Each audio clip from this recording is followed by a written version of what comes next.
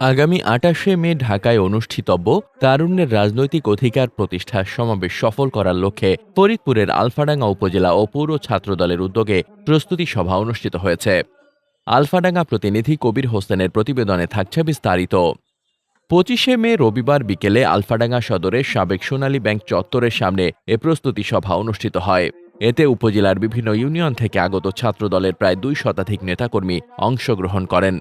পৌর ছাত্রদলের আহ্বায়ক মোহাম্মদ সোহেল শরীফের সভাপতিত্বে এবং আলফাডাঙ্গা সরকারি কলেজ শাখা ছাত্রদলের সভাপতি জব্বার মোল্লার সঞ্চালনায় অনুষ্ঠিত সভায় বক্তব্য দেন ফরিদপুর জেলা ছাত্রদলের সহ-সভাপতি আব্দুল্লাহ আল মামুন, শামীম খান কায়েস, হেমায়েত হোসেন ও সহ সাধারণ সম্পাদক নিয়ামত হোসেন পারভেজ প্রমুখ।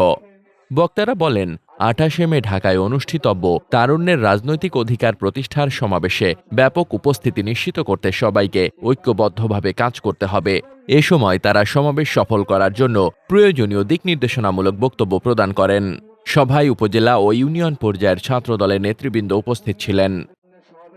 মোহাম্মদ শামীম রেজা, দৈনিক খোলা চোখ। আপনার স্বপ্নের যাত্রা হোক ফ্লাই ইনফিনিটির সাথে।